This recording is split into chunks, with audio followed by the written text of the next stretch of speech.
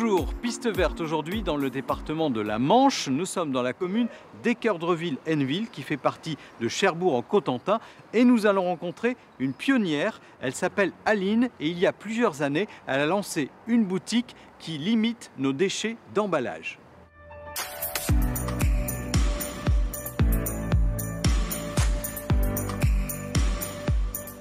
Bonjour Aline. Bonjour.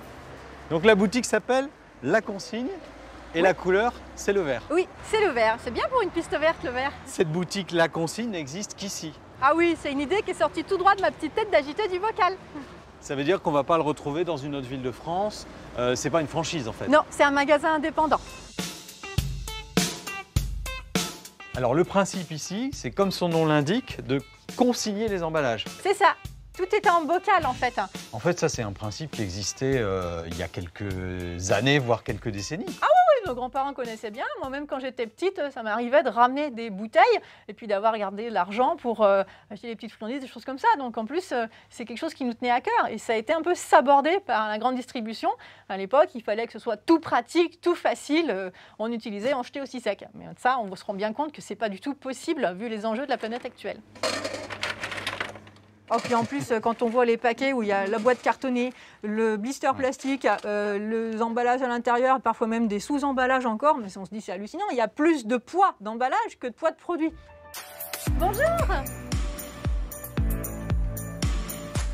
Aline, à quel moment tu as décidé de lancer ce système de consigne et créer ton entreprise, cette boutique ?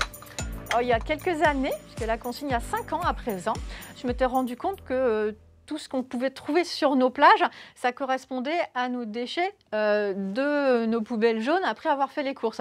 Je me suis dit, mais c'est pas possible en fait. Moi, personnellement, je contribue directement à polluer la plage qui est juste à côté de moi. Mais il n'y avait pas beaucoup d'initiatives qui existaient à l'époque. Il y avait juste un petit rayon vrac dans un supermarché bio. J'ai dit, mais bon sang, puisque le magasin dans lequel je voudrais faire mes courses n'existe pas, eh ben, je vais le créer. Et voilà.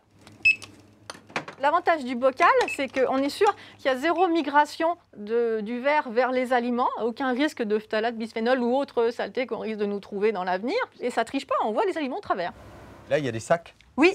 Donc ça, c'est pas des bocaux. Qu'est-ce qu'il y a là-dedans? Non, ça, c'est des sacs de farine de 10 kg, puisque pour certains produits, comme la farine, comme les pâtes, des choses comme ça peut être intéressant, comme c'est des produits de base qu'on utilise beaucoup, d'en avoir une certaine quantité. Donc, il y a des volumes familiaux. Il y a aussi tout ce qui est savon sans emballage, produits qu'on peut recharger pour la maison. Oui, même les produits d'entretien, en fait, il y a beaucoup de gens qui se posent la question, qui disent « mais comment je fais pour limiter les déchets au niveau des produits d'entretien ?» Mais en fait, c'est très simple, avec du vrac rechargeable. C'est-à-dire que vous achetez le bidon une première fois, et ensuite, quand le bidon est vide, au lieu de le jeter pour qu'il soit recyclé, vous le ramenez et il va être rempli. Du riz coco, s'il vous plaît. Du riz coco. Alors, je vais aller vous le remplir directement depuis la réserve, hein. J'arrive tout de suite. Voilà les coulisses de la consigne. Donc là, on est vraiment dans du vrac en grande quantité. C'est ça. D'où viennent ces produits? Alors, ces produits viennent de producteurs qui sont basés en France et même de producteurs normands. Voilà, on essaie de valoriser un maximum des économies nationales et locales. Et on est sur du bio? On est sur du bio pour une majorité, pas tout. Le principe à la consigne, c'est d'avoir le choix. Donc, toute la rangée qui est ici, c'est du bio, par exemple. Et vous avez du conventionnel un petit peu au fond. Voilà. Alors, ça nous fait 20,01 €, s'il vous plaît. Aline, il y a quand même toute une gymnastique avec les produits et les bocaux. Ah oui, oui, tout à fait. Mais c'est important parce que ça permet de limiter énormément de déchets et de ne pas avoir d'impact négatif sur la planète. Est-ce qu'il y a des retours de consigne? Oui. Oui. Donc, on a un XL, d'accord. Un deuxième. Ici, comment ça s'organise, ce processus des bocaux? Alors c'est très simple, les bocaux arrivent, on sépare les couvercles des contenants, on va passer les contenants au lave-verre avec un laveur professionnel, ensuite on va les sécher à la sécheuse et puis de même pour les couvercles, on les stocke ici, prêts pour être remplis. Et quand on a besoin de re-remplir, on va chercher le seau de vrac. Par exemple, c'est un seau de vrac d'un producteur de gâteaux d'une biscuiterie locale. Des sablés au citron. Tout à fait. C'est un biscuitier qui fait des gâteaux sans gluten notamment.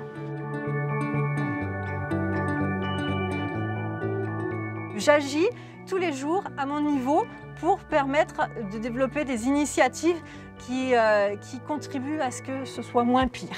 Voilà, je prétends pas du tout être un super-héros, mais moi, tous les matins, quand je me regarde, je suis contente parce que je me sens utile pour ma planète et pour la population.